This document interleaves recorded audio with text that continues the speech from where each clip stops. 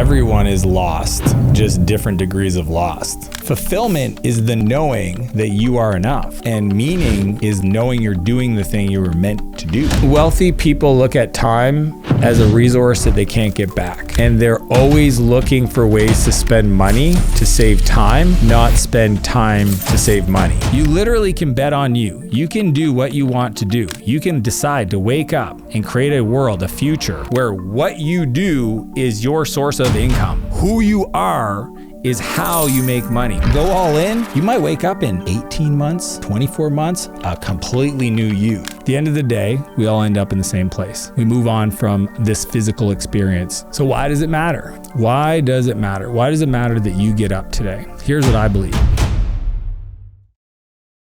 Do you think it's like normal to feel lost in life?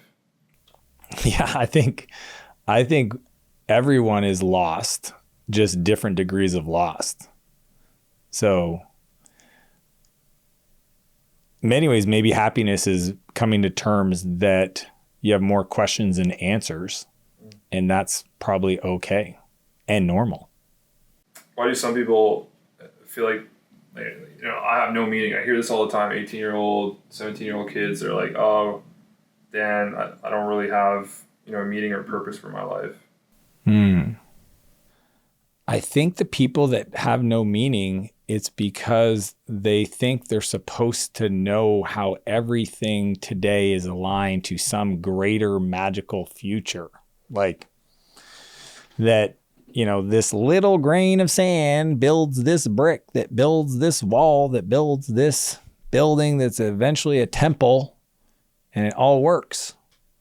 Nobody in the history of success, accomplishment, athletics ever can tell you that they ever had that alignment. What they had was the belief that making forward progress every day was the path to discover that, and knowing that there's a good chance they'll be wrong, and being wrong is okay. If you're going to live for 100 years, okay, or even 50 years, that's a long time. You got 50 years to iterate and learn and test and play. They put way too much pressure on themselves to figure out their meaning, and then it paralyzes them, which is double. So then it compounds. I'm paralyzed, so I don't take action. Then I don't make progress. And then I beat myself up for not making progress, which makes me not feel good. Then I go do the thing I know I can do to be successful. So I do simple, mediocre, right? Maybe go take a class I know how to do well at, or go take a job that I know how to do well at. And that's not the point of it all. The point is to figure out who you are and how can you share you with the world. Where does meaning and purpose come from? Purpose for me comes next to the worst thing that's ever happened to you. See, I believe that you are given your gifts through your trials. Like the worst thing that ever happened to you, I don't wish that on anybody, but I know who you are today is a byproduct of that. And your giftedness, your skill is because of what you went through. A lot of people blame their parents for the childhood and who they became, or, the challenges that they experience. But if you're happy with your life, you feel like because of what I went through, I'm determined and I have grit and I'm resourceful and all these things. It's like, well, stop blaming your parents for all the bad stuff and start blaming them for all the good stuff. You can't blame them for one and not the other. So first off, purpose comes from helping other people get through or avoid the worst thing that's ever happened to you. That's what I believe. If you're willing to look there, your gift sits right next to the worst thing that's ever happened to you. That's purpose. In regards to meaning, I believe that if you wake up to serve other people, that is a life of meaning that feels fulfillment. Like you feel fulfillment, not happiness. I don't like happiness. I like fulfillment. Fulfillment to me is a beingness. Happiness is a moment. Happiness is a cup of coffee. It could be money. It could be external possessions, achievements, recognition. Fulfillment is the knowledge and knowing that you are enough. And meaning is the byproduct of knowing you're doing the thing you were meant to do. How can I build a life that I don't hate? First off, you got to stop living a life for other people. There's no world where you will not hate yourself for making decisions based on what other people will be happy with you for. Period, full stop. And here's why. When it gets hard, those people that you're doing whatever you're doing for, they're not going to show up and bail you out. They're not going to magically give you money. They're not going to come in and do the work with you to get yourself out of the issue. So you're making decisions based on other people that, honestly, even the idea of what they think you might have made up, it may not even be true. That's fascinating. To then own the life that you have to live because you're worried about upsetting other people. The way you live a life that you don't grow to hate is to continuously ask yourself, what lights me up? What is my happiness? Like, what are the things you do when you procrastinate? I find that a great question. People are like, what should I do with my life? I'm like, well, what do you do when you want to not do anything productive? Well, I like watching football. I like doing this. I like doing that. All I've learned is today, especially today with the internet, you can literally make a living doing anything. People are like, I can't do anything. Yes. You like flipping rocks? Yeah, I love flipping rocks. Cool. You could go build a business flipping rocks. Really? Yup. You could probably figure out how to record TikTok videos of you exploding and flipping rocks and become sponsored by Caterpillar and never have to work another day in your life. Caterpillar will give you probably a brand deal worth $100,000 a year, and you could spend all your time trying to figure out how to flip rocks. Dan, that doesn't make sense. Yeah, it does. There's a kid that makes $25 million a year opening toys. A kid, Ryan's Toys, a kid that makes $25 million a year doing something he would pay to do. Most kids pay, or their parents pay, to buy toys for them to unbox them or open them up. He gets paid to do the thing that he would do for free, or that he would even pay to do. I mean, it literally is that simple, but most people aren't even going to decide to do that because they're worried, what if it doesn't work? What if it does work? Then what? Then yeah, you'll have a responsibility to show up every day. See, it's easy to go to work for somebody else and have them tell you what to do because then you're not responsible for anything. Most people get up, go to work, and have somebody else tell them where to be, what time to do, and here's the meeting, and here's what I need you to do next, because they don't want to be responsible for the future. How about being accountable to yourself, your dreams, and owning, hey, it may not work out, but at least I did it my way. What if I'm scared about what my parents are going to think of me? Here's what I learned a long time ago.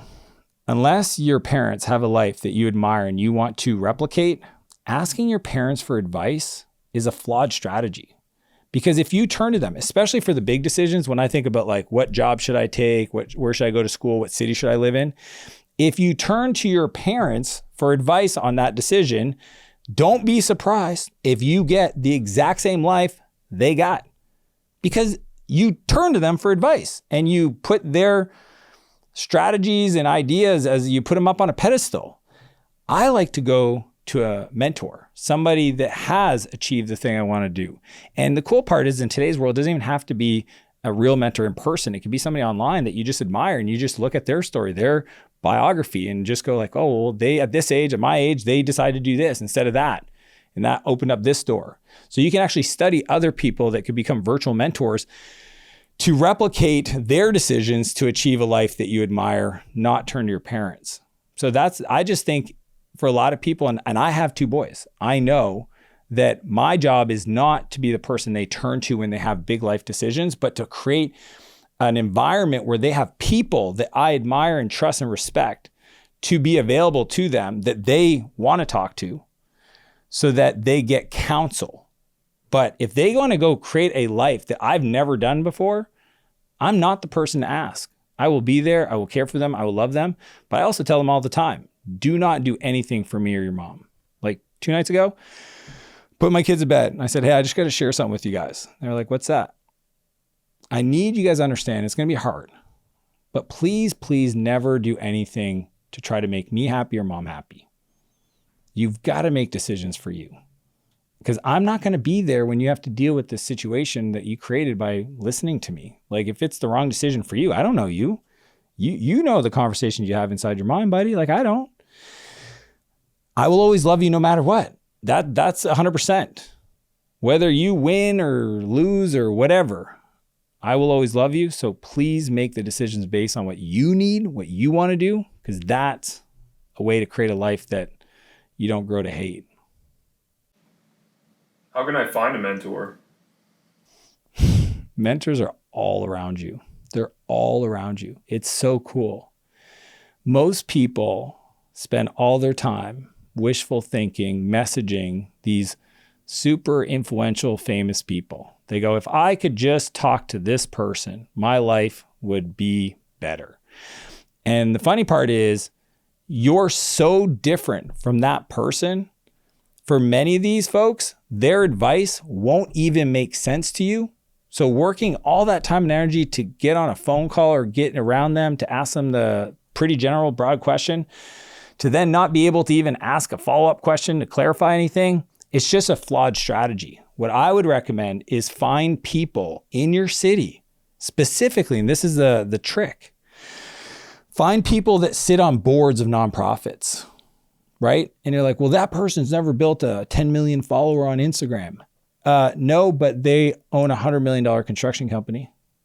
They run a $50 million architectural company. They run a $60 million design company or whatever it is. They literally, in your city, there are these CEOs and founders of these mega companies that employ hundreds, if not thousands of people that have shown to you just the fact they sit on a board of a nonprofit, that they care about their community.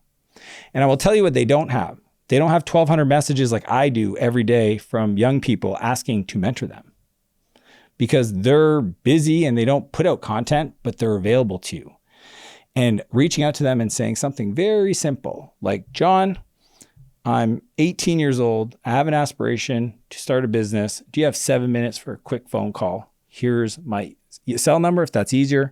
Or I would love to come to your office at any time. Just let me know. I'll drop what I'm doing to show up. 99% of the people receiving that email are going to reply and they're going to make time for you. They might even just click the phone number, give you a call.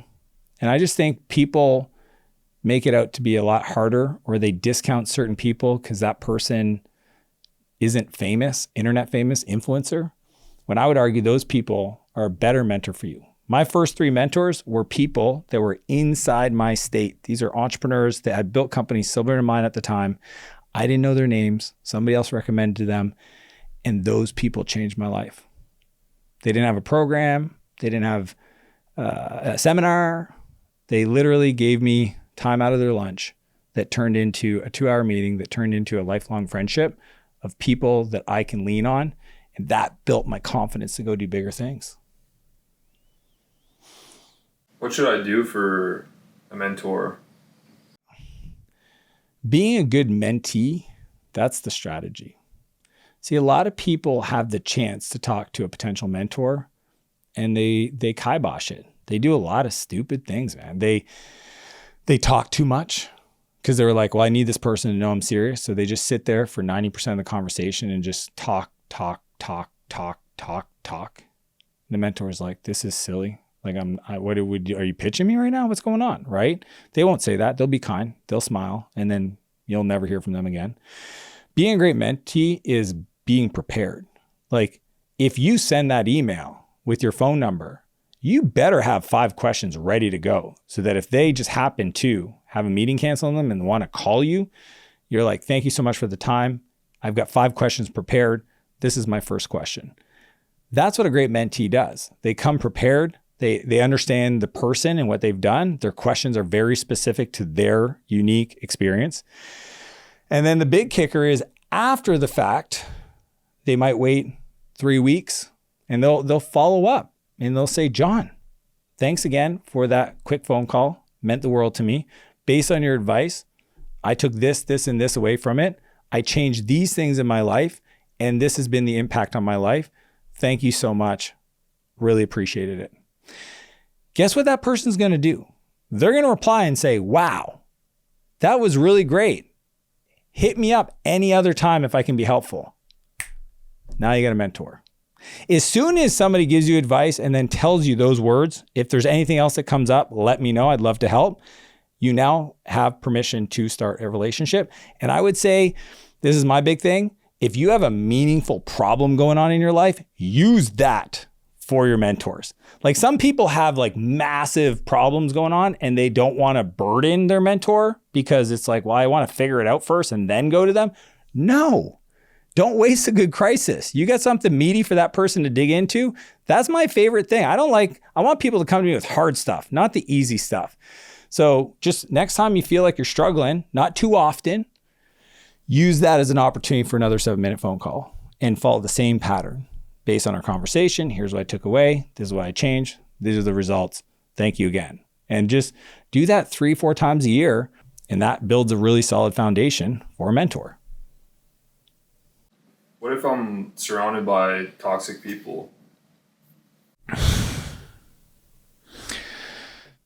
One of the most powerful things you can do to shift your life is to change the conversations you allow yourself to have and be present to.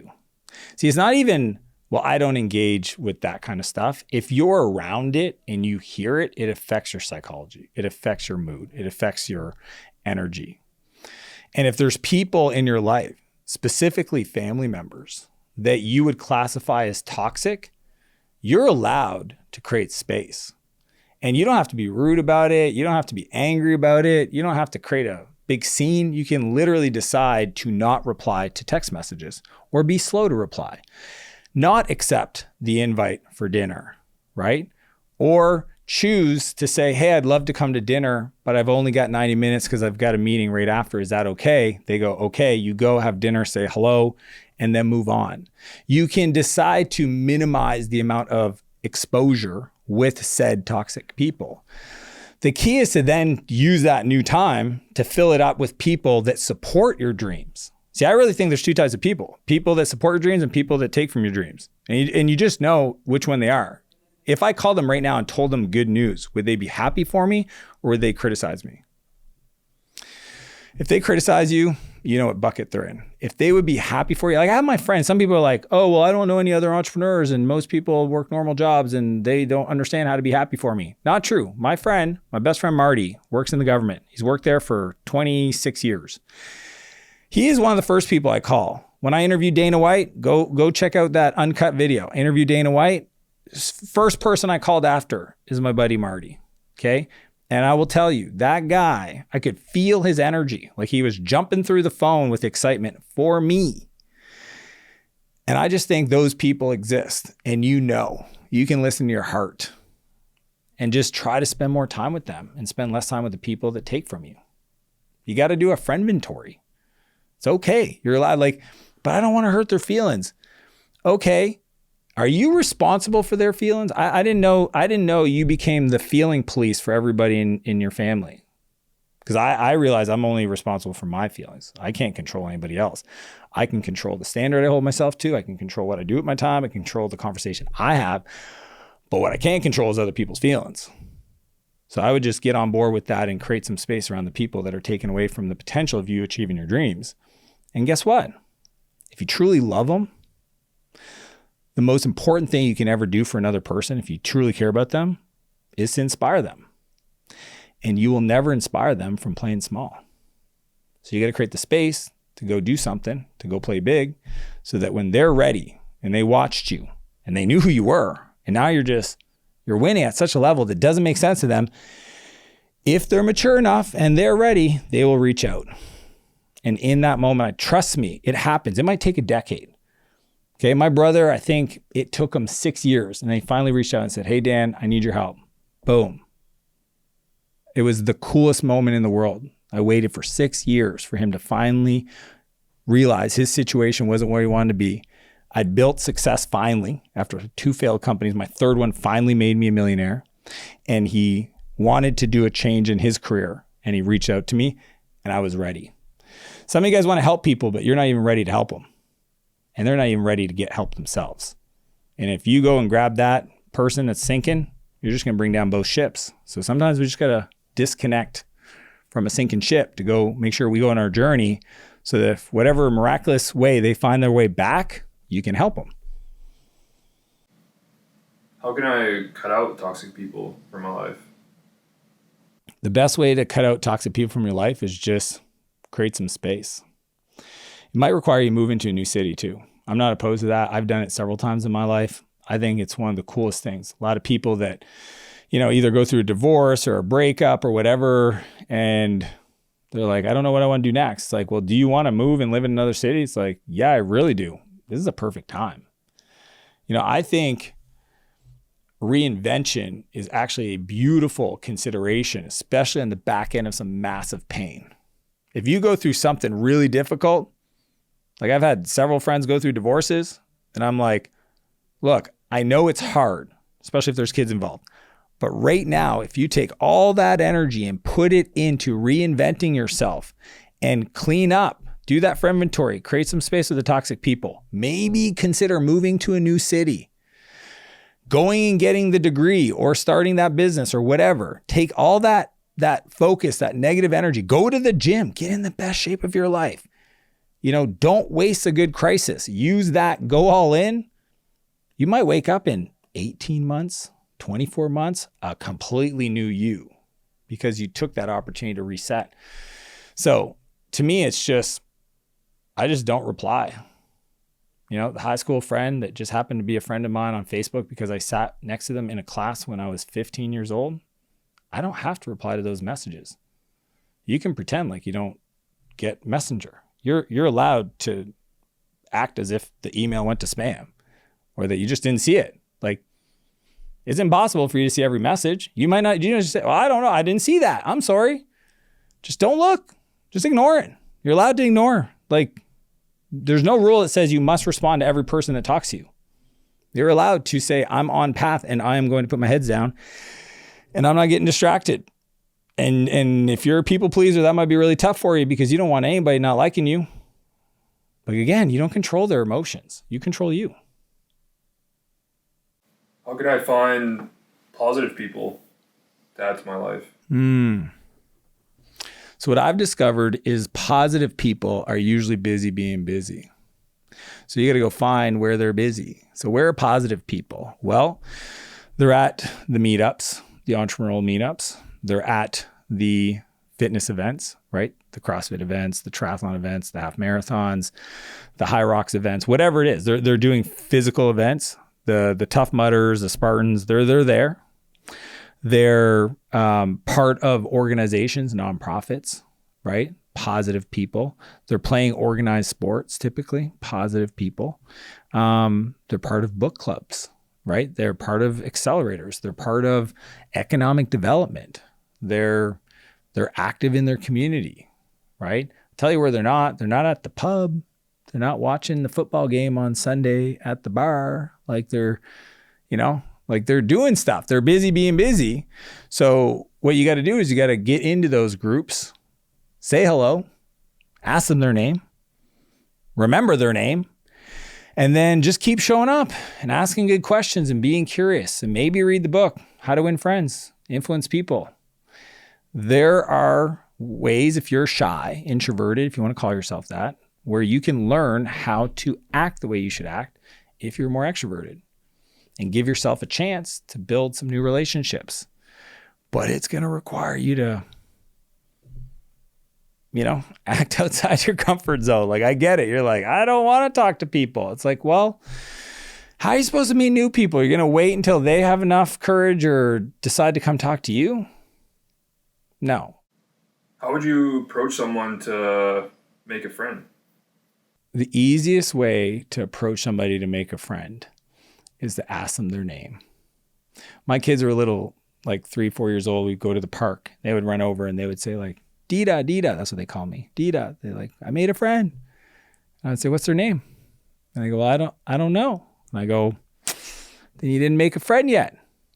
Go ask them his name. And they'd run over and ask their name and run back. His name's Isaac. Okay, you have a friend named Isaac now. Super cool. And I really think it starts with that. It's that simple. Just, can you get used to asking people their name and then use their name in the follow-ups, and then ask them if there's anything about their life that you can help them with. If you're a copywriter, a web designer, a marketer. You might not even have any skills, but your skill is you know people. And the key is to ask questions so that you can figure out what that person's up to, that you might be able to offer solutions to their problems. So you might ask them like, what do you got exciting in the next 6 months going on in your business? Well, we got our big annual event. It's like, oh, what's the event about? Well, it's about leadership. Huh. Do you know my buddy Gare? Gare who? Gare Maxwell. Well, I've heard of him. Yeah, Gare's one of the top leadership speakers. Did you want me to connect you guys? Because I know he's looking for opportunities to do more speaking. Well, that would be amazing. All right, let me do that. It only comes on the back end of you being curious, and vice versa. Check this out. Most people are too humble to have other people find opportunities to help you. Think about that. Some of you are sitting next to a person on a plane and you're successful. And because you don't want to come off as too braggadocious, you don't give the person enough to sink into. You don't even tell them that you run a 50-person company doing $6-7 million a year and that you are looking to expand internationally. You're just like, I have a business. You'll say it's a little business. That person might have a little business too, but it might only be 5 people and they think they're a big business. And they think you have a smaller business than they do. So they have no way to offer to help you because you haven't given them enough. So like sometimes when I'm talking to somebody, I'll offer them, hey, do you know anybody on this aspect? We're hiring a revenue leader right now. Somebody has this kind of experience, or anybody that comes to mind, or maybe a recruiter I could reach out to. Oftentimes I'll use my challenges as a way to build rapport and relationships with people. And that's how you make a friend. So there's professional friends, but to go to the friendship level, I would encourage you to invite them out to hike or to do something. You know, figure out if they're into pickleball or they're into mountain biking or snowboarding, whatever it is for you. Find out, hey, what do you do on the weekends? What are your hobbies? What do you enjoy doing? You got to choose the thing that you can do that you would want to do.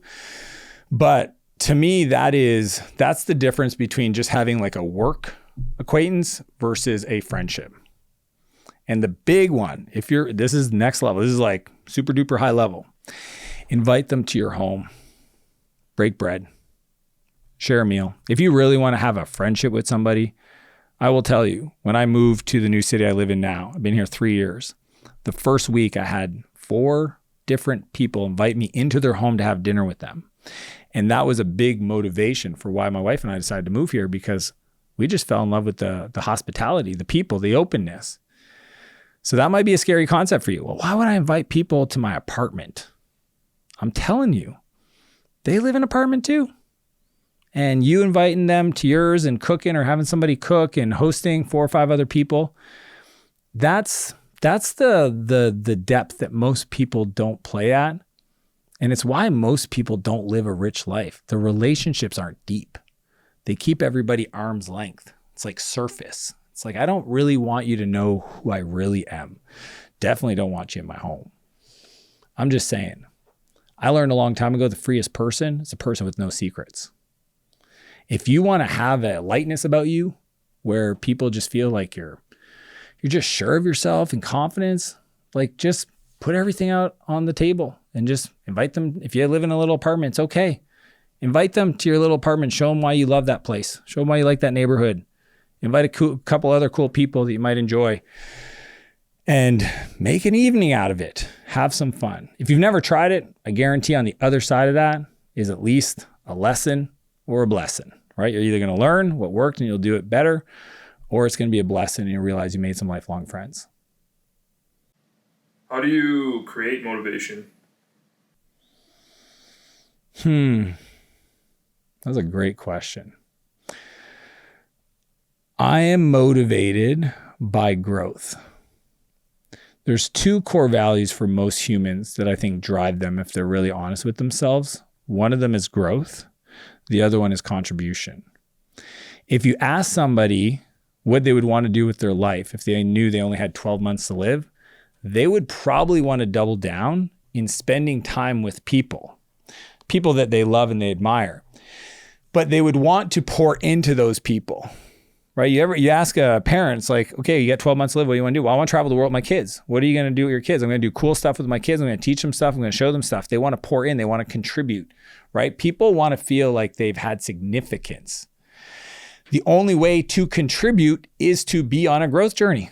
Think about it. You can't pour from an empty cup.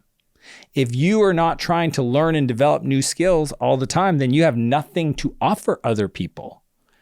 So that's what a lot of people are stuck. They're like, I don't have a meaning. I don't have a purpose. It's like you haven't developed yourself enough to be valuable to help somebody else have your support, to provide, value for you to feel there was meaning in your work.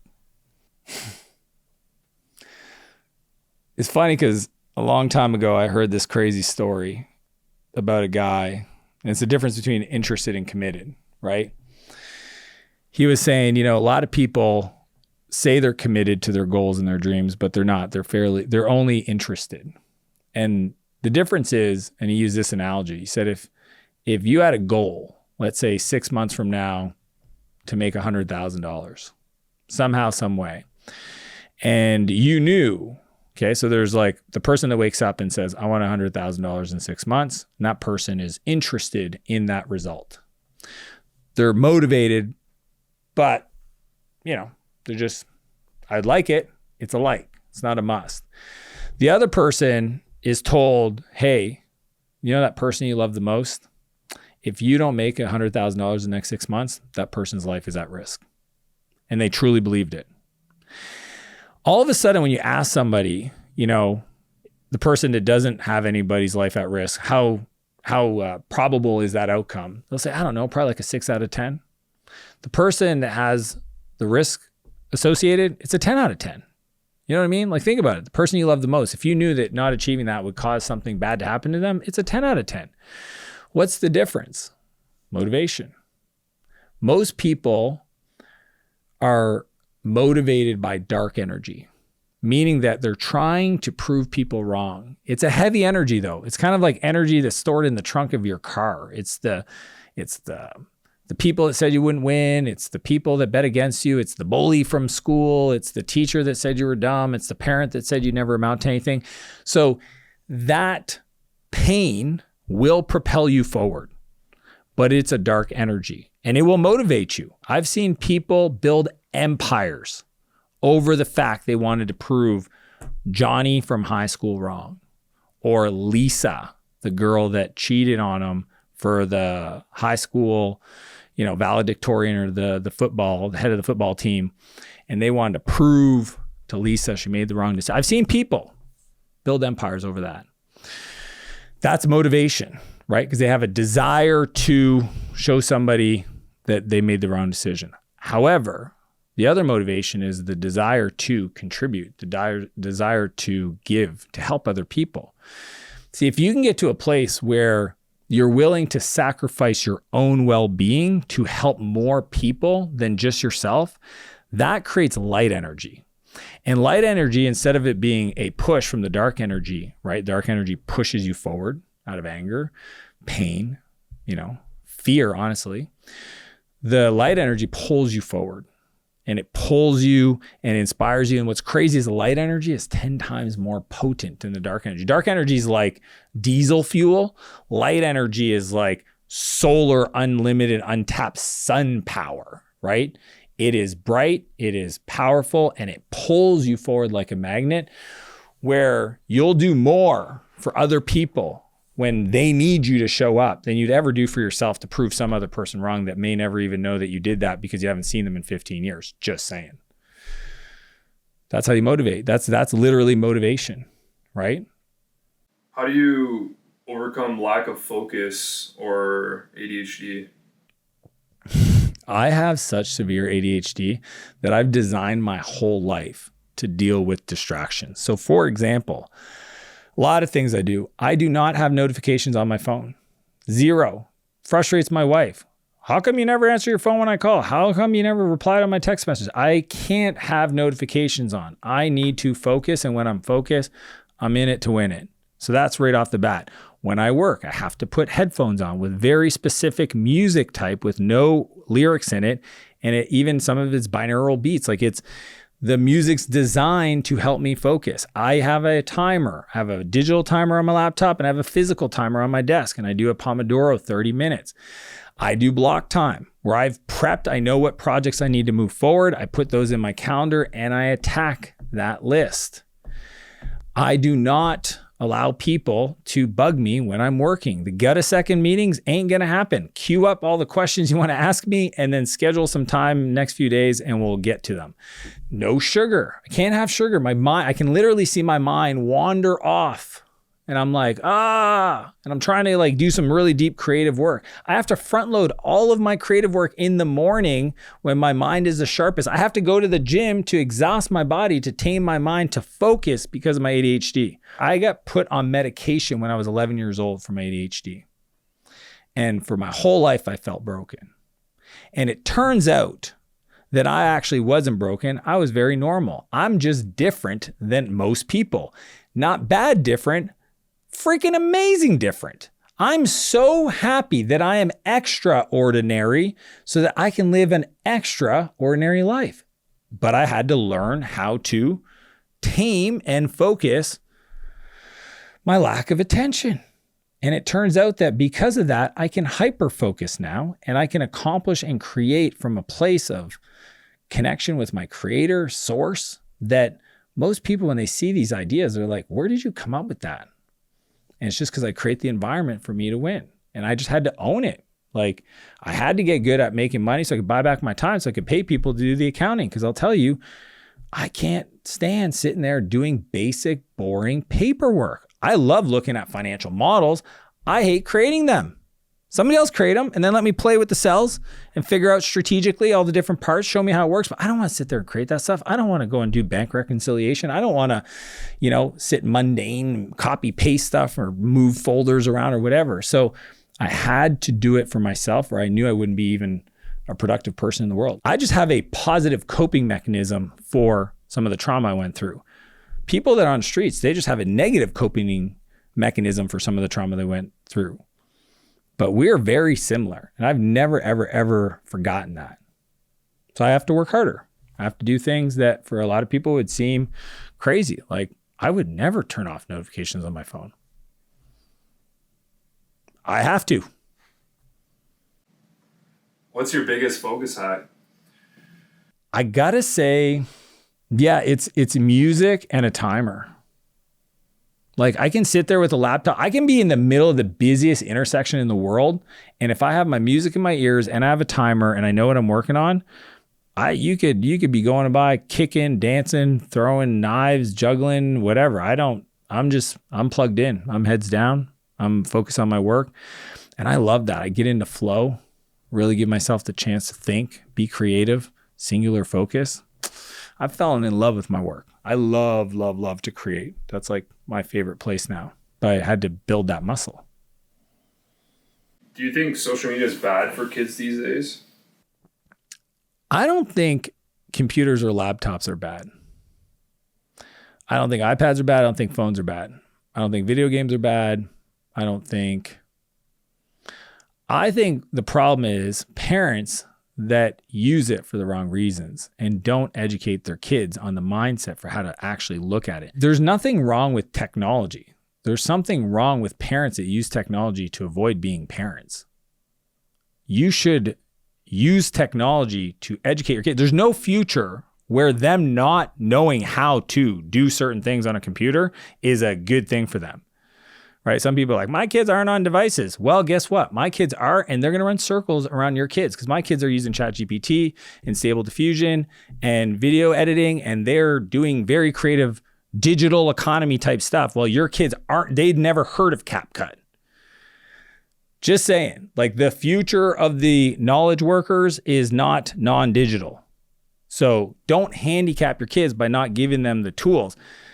Just teach them. Right? And teach them about their self-esteem. See, a lot of parents don't even police what their kids are doing and they're creating content already and they're trying to get likes and comments and views to soothe their own sense of worth because they don't feel enough to you because of the way you talk to them.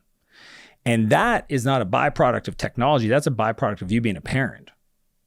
So building your kids' self-esteem, telling them about their greatness, telling them about how amazing they are, supporting them the right way, not enabling them. I was at a tournament this weekend with my kids, a soccer tournament. There's a kid running. His shoelace is untied. The dad next to me goes, "Hey, number 11, your shoelace is untied." He looks at us, looks down at his shoelace, screams back, "I don't know how to tie my shoelace," and then runs off the field to his mom, who ties his shoelace. You think she has a kid that has an iPad problem? There's other issues there. That's like, to me, devices is not the problem. How you use the device, the psychology of your children because of your example, and those two things come together. And just honestly, just think about, like, how do I prepare my kids for the future?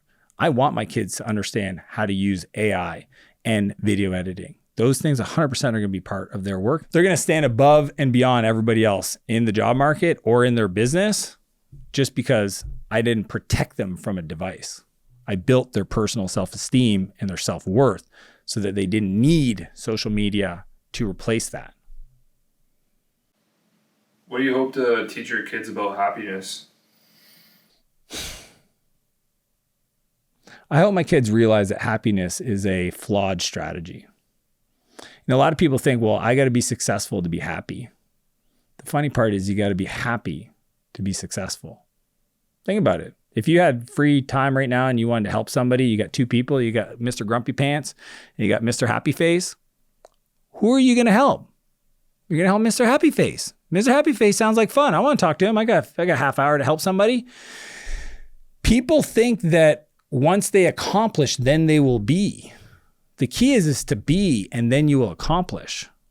So my whole philosophy with my kids is to show them that life is about being in a beingness of fulfillment, right? How do you do that? Well, you celebrate the progress, not the destination. As one simple concept. When I'm hiking with my kids and we get stuck at a certain spot, I don't point to the mountaintop and say we're almost there. I say, look down to the car. Look how far it is. Do you see how far we've gone? Do you know how strong you've become just to get here?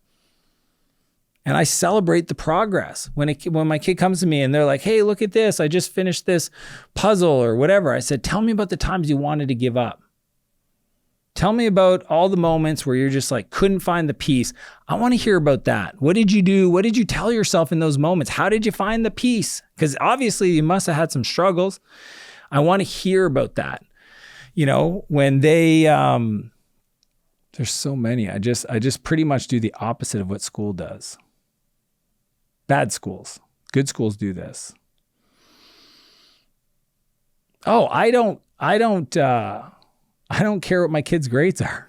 I literally don't. And it turns out most schools don't even use grades anymore, which is fascinating. You know, achieving, not achieving, whatever the language they use. When they come to me and they're like, "Hey, I got my report card," I go, "Do you want me to see it? Because I don't need to see it. I care that you're doing stuff that you feel good. Obviously, you're not behind." I learned a long time ago, there's two things I'm responsible. Well, there's more than that, but there's two big ones. Reading and writing. If a kid can read and write by grade 3, they are 90% going to be great. Most kids that don't do that because their parents don't read with them, that's the problem. So I'm more interested in showing my kids that life is about doing hard things and that fulfillment comes from choosing to do something that is hard and you do it anyway. Or even being willing to realize you're worth investing in yourself. Like the other day, one of my kids wanted to edit a video, but he needed a different software. And I said, "Well, you should go buy that other software." He's like, "Well, I don't want to waste my allowance money." And I said, "Well, then understand that if you want to get better at something, you have to make an investment."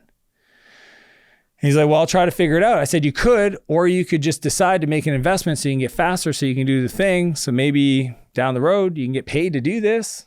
Like, this is what your dad does. I literally take money, buy things, invest in stuff to become better, to become more valuable to the world.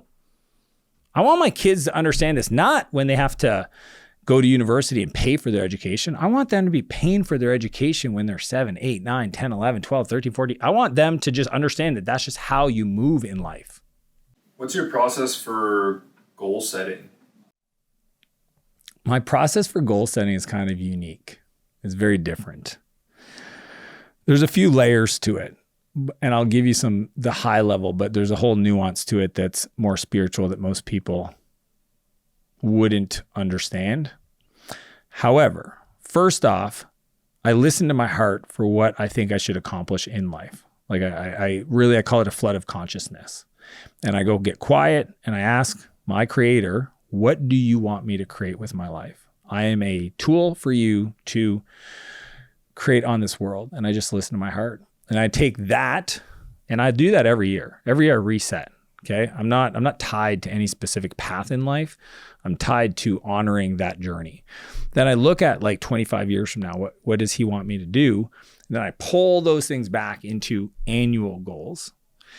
And then what I do is, first off, I make a list of everything I want to do or buy this year. So if I want to buy, there's a new chair in my office, awesome chair, Ames chair. Brand new supercar, that's on there. Trip with my family, that's on there. So essentially I put all the things that I want to spend money on.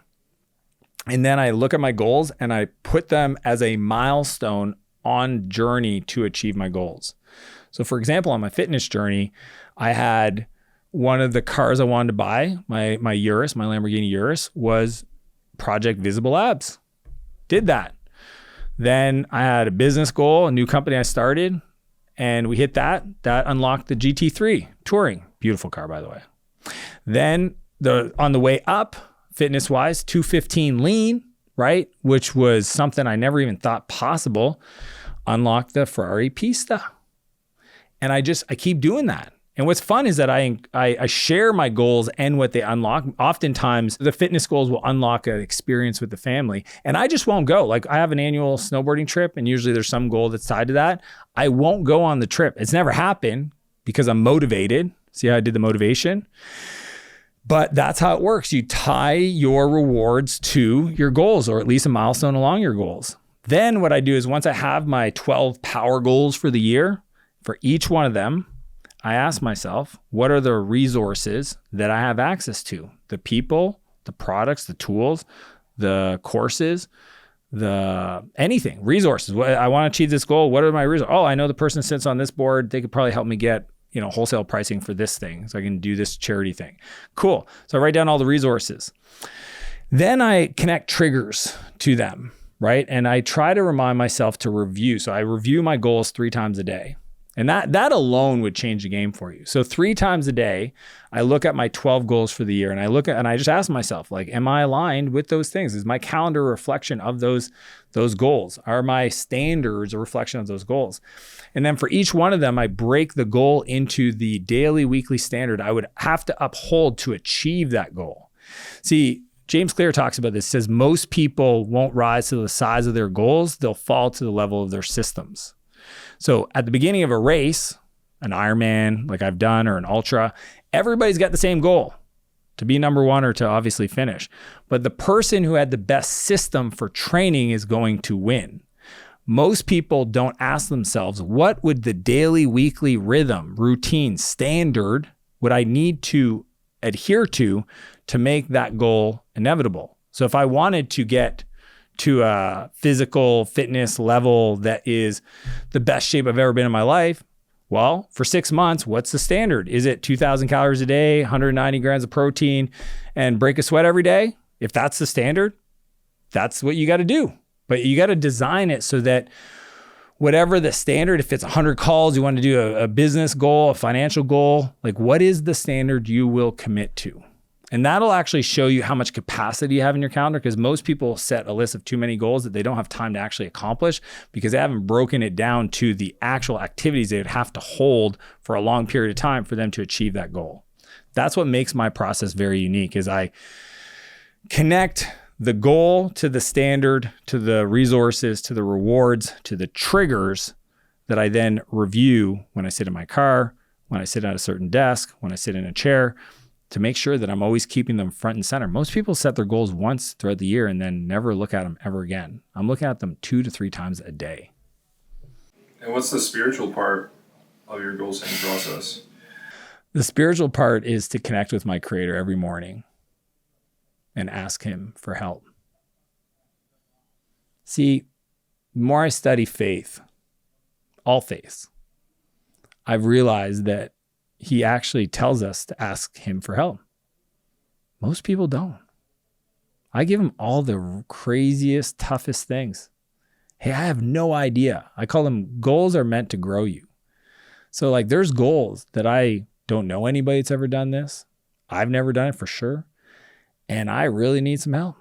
And I use that connection to my creator to give him, hey, could you bring a person into my life? Could you point me in a direction? Could you remind me of a resource that I forgot that I had? Could you inspire me to write some words that might connect with somebody that could reach out and support this goal? Could you remember to remind me to say something on my hike on Tuesday to everybody that comes to tell them about a specific goal?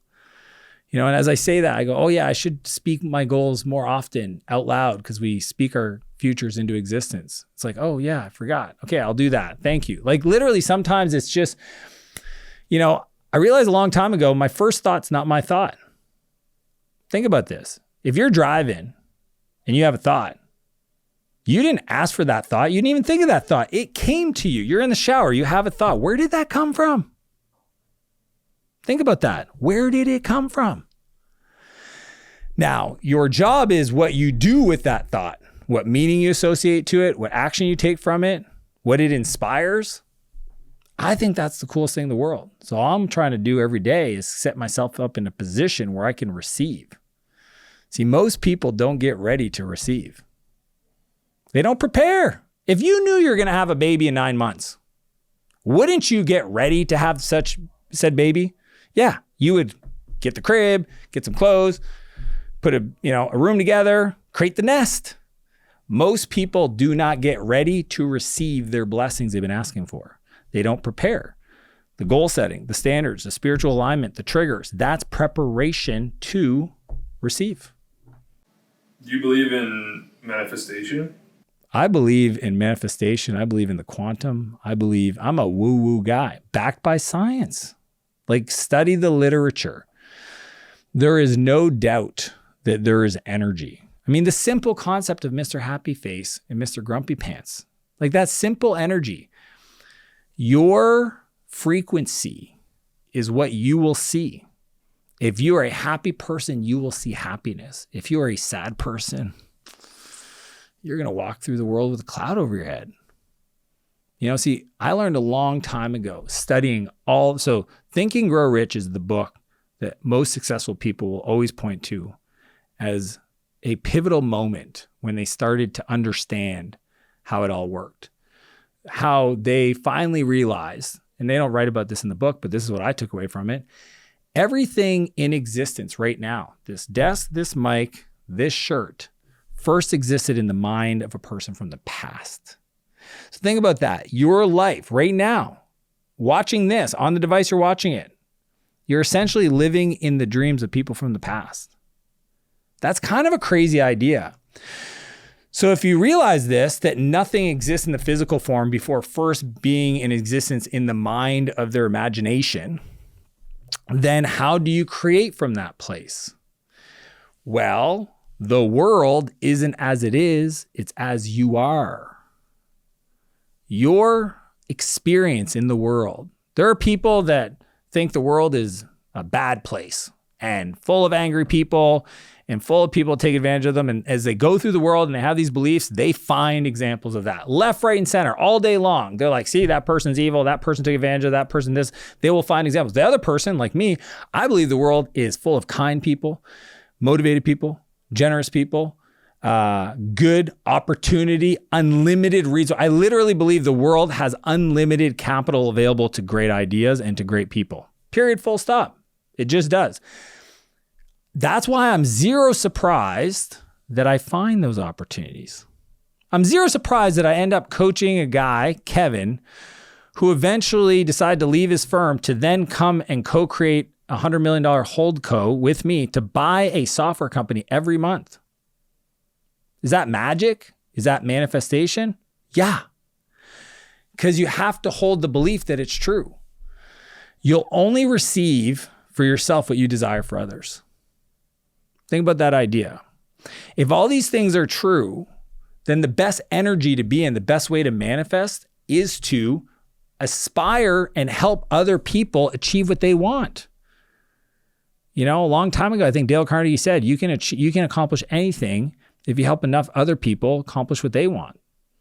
If your dreams and goals are big enough for everybody on your team's dreams and goals to fit inside of, then you will accomplish what you need because you're helping them get what they need. And it's such a beautiful way to live. And that is true manifestation, is understanding that what you put out in the world, you come back. The world is a mirror, not a window. And as you live that life, you will get your blessings back. You got to understand, you just got to manage that energy. You got to manage what you focus on. You got to manage that headspace. You got to know what you do when you have a bad situation. You got to know what questions you ask yourself, right? But it's real science. It's like those magnets, like a needle. There's a magnetized needle, and you take another needle and you put it on the magnetized needle, it like connects, and then you take the needle apart and this one's magnetized again. It's kind of like that. If you actually allow yourself to sit in that energy of being, think about this. Most people, when I tell them, you have to act as if you already have, they don't get it. They're like, I don't know how to feel something I've never felt. So for example, if you want to be a decamillionaire, okay, you want to make 10 million plus. Most people don't know how to feel what it would like to have $10 million in their bank account. So imagine I wired you $10 million right now into your bank account, wired it, paid the taxes on it. It's yours, but you couldn't touch it for the next 10 days.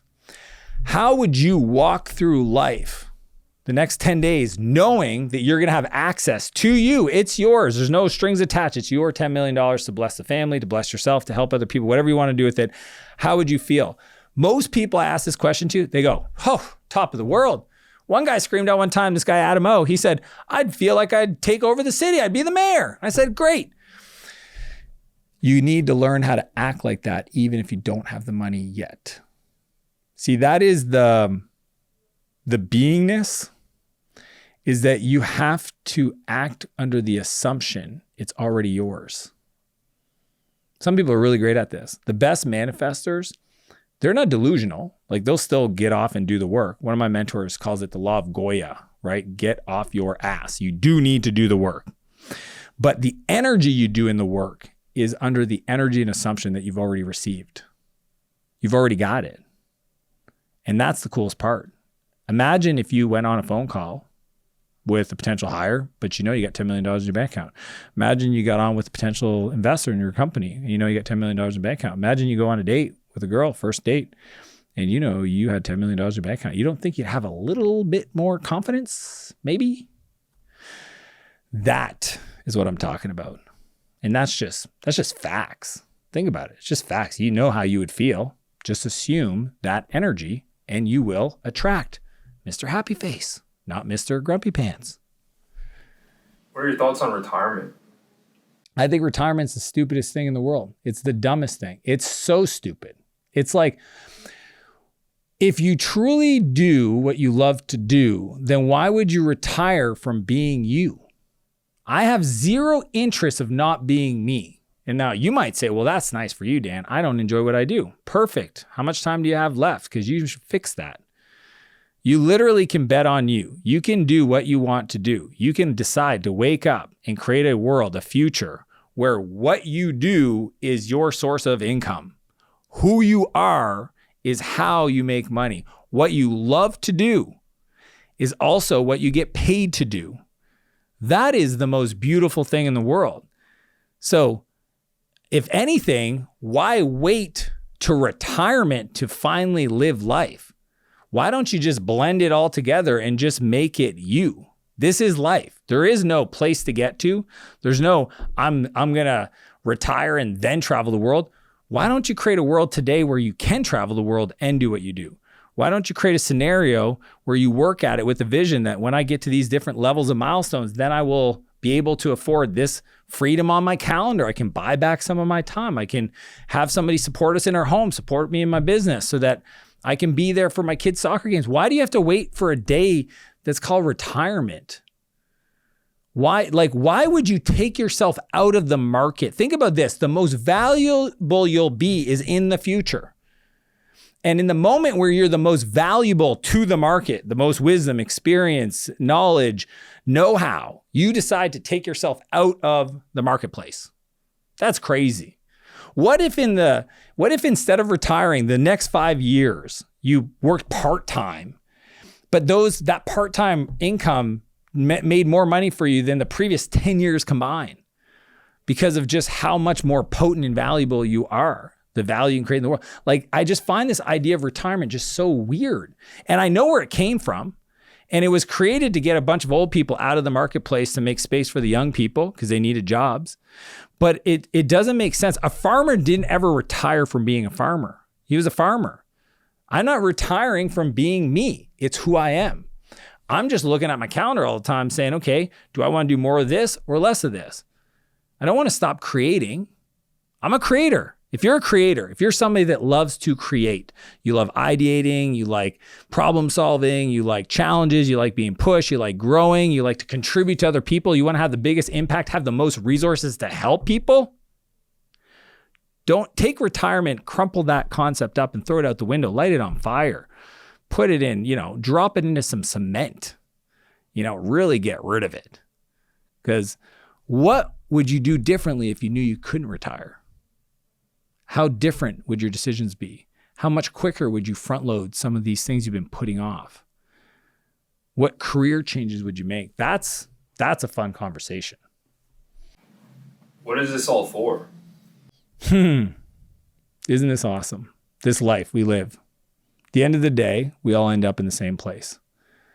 We move on from this physical experience. So why does it matter? Why does it matter? Why does it matter that you get up today? Here's what I believe. I believe that we are being used by our Creator to experience each other. So like, I am here and I can't be here unless I experience you. People in my life. Like, that's just a fact. Nobody wants to be by themselves. Feeling lonely, it doesn't feel good, right? Doing something every day without purpose doesn't feel good. So in many ways, I believe that the whole point of life is to experience life with other people, and through that, to continue to do the work to become a better version of you. See, I believe you were created to do something great with your life. I believe you're here to solve problems, to help other people. And it doesn't have to be $1 billion company or a big nonprofit. It could be as simple as being a really great friend, whatever it is for you. But I believe it's on your heart. I believe you actually know what it is, and you have to trust that. And if you wake up every day to try to become the best version of yourself, what, in my faith, we'll say the image of my Creator. God created me in His image and what He thought I had potential to do. What I like to call my 10.0 self. Think of all the moments in my life where I've shown up powerfully, generously, kindness, had resources, was super creative, connected to my Creator, all the best moments. And I put those together. And that version of Dan could show up every second of every minute of every day. That's the 10.0 version of my life. I'm going to strive for that. I don't know if I'll ever achieve it, but that's what I believe everybody's here to do. And it feels really good as you do that. The second part to that, though, is you got to share with other people what's worked for you. See, some people make a big deal. They're like, but I'm not qualified to teach anybody else. Yes, you are. Everybody's born a teacher. Think about it. Have you never given somebody else advice? Yeah, you have.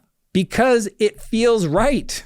Somebody's doing something that isn't right. You want to tell them how to do it right. Everybody does this, but I would encourage you to go further. Anything that you've gone through in your life that was hard for you, that you overcame, I believe that it's your duty, it's your responsibility, it's actually your dharma, it's your mission, it's your purpose to help other people with that. Just by teaching them what worked for you. Nobody can say that's not the best way to do it. It don't matter if it's the best way to do it. It worked for you.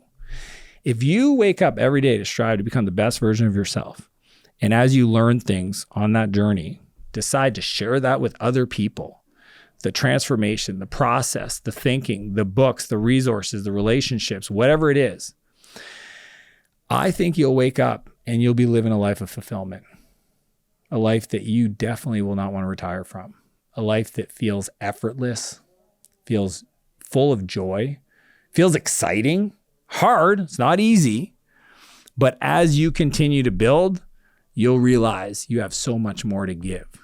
And it turns out it's really hard to feel sad when you're serving. It's really hard to feel anxious when you're giving. It's almost impossible. So if you do those two things, I think it'll bring you a life that you never even thought was possible. You believe in God? I believe in God. I just may not believe in the God you know. Even that word is polluted. So my faith is my faith. It's just like when somebody says, like, prove to me that you love your child. I don't have to. I love my child. I love my boys, like, deeply. And if somebody's like, yeah, but, look, your definition of love might be different than mine. It doesn't change the fact that I have love for my child. I have a belief in a God, a creator, and it may look different. Even people that study the same faith as me may have a completely different construct for what they think is God.